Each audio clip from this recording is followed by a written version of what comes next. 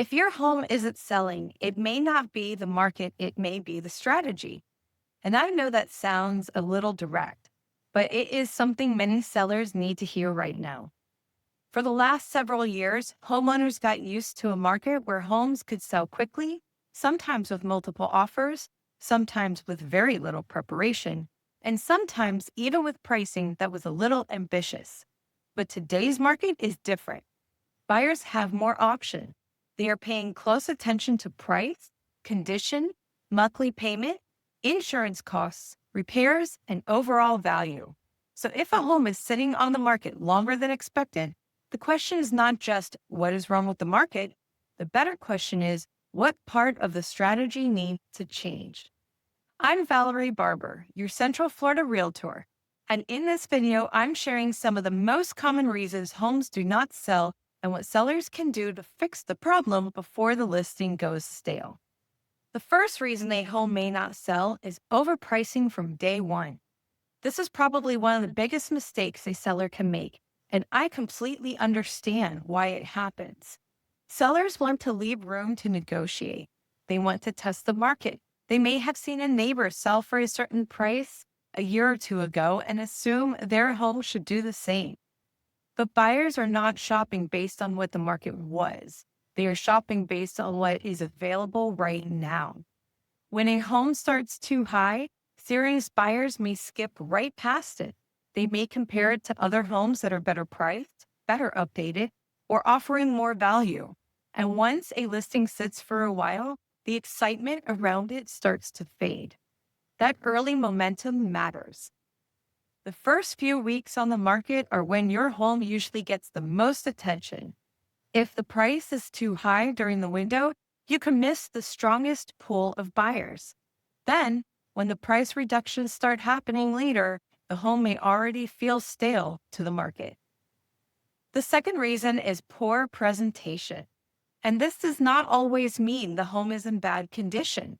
Sometimes it is simply not being shown in its best light. Photos matter. Lighting matters. Clutter matters. Curb appeal matters. The way a home feels online matters because that is where most buyers are forming their first impression. If the photos are dark, if the rooms look crowded, if the home looks unfinished or overly personalized, buyers may assume the property is worth less before they ever step through the door. Presentation is not about making a home look fake. It is about helping buyers understand the space, the layout, and the value. Sometimes that means decluttering. Sometimes it means small repairs. Sometimes it means better photography. Sometimes it means moving furniture around so the rooms feel more open and functional. Small details can make a big difference. The third reason a home may not sell is weak marketing exposure. Putting a home in the MLS is important, but it is not the whole strategy. Today's sellers need more than just a listing that exists. They need a listing that is positioned well, photographed well, described clearly, promoted consistently, and placed in front of the right buyers. That can include professional photos, video, social media exposure, agent networking, strong listing copy, property highlights, and marketing that explains what makes the home stand out. Because here's the reality. Buyers cannot fall in love with a home they never really notice. Good marketing should do more than list the number of bedrooms and bathrooms.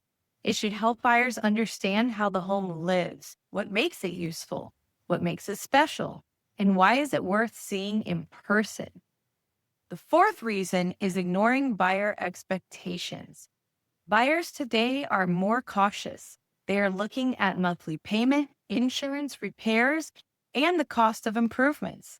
So things that may have been easier to overlook in a faster market can become bigger issues now. That does not mean every seller needs to fully renovate their home before listing. None at all. But it does mean sellers need to be realistic about how condition affects value. If a home needs repairs, has outdated systems, needs cosmetic updates, or is competing against homes that are move-in ready, That needs to be factored into the pricing and negotiation strategy. Sometimes the right move is to make repairs before listing. Sometimes it's better to price accordingly. Sometimes offering a concession can help buyers feel more comfortable moving forward. The key is not to ignore what buyers see, because if multiple buyers are giving the same feedback, that feedback is not something to take personally. It is market information. The fifth reason is chasing the market with price cuts. This is what happens when a home starts too high, sits too low, and then the seller has to make repeated reductions to try to catch buyer attention. The problem is that buyers notice. They may start wondering why the home has not sold. They may assume there is something wrong with it. They may wait for another reduction, or they may come in with a much lower offer because they think the seller is getting desperate. That is why pricing correctly from the beginning is so important. A strong pricing strategy is not about giving the home away. It is about positioning the home where it can attract attention, create activity, and generate serious interest. Because the longer a home sits, the more leverage can shift away from the seller and toward the buyer. So what is the fix? The fix is to start with strategy. That means pricing the home based on today's market, not yesterday's market. It means preparing the home so it shows well both online and in person. It means using strong photography, clear marketing, and honest positioning. And it means paying attention to feedback quickly instead of waiting until the listing has already lost momentum. A home that is priced well, presented well, and marketed well can still do very well in today's market. But sellers have to understand that buyers are making more thoughtful decisions now. They are comparing options. They are looking for value, and they are not always willing to overlook the things they may have overlooked a few years ago. So if your home has been sitting longer than expected, do not panic. It may not mean the home cannot sell. It may simply mean the strategy needs to be adjusted.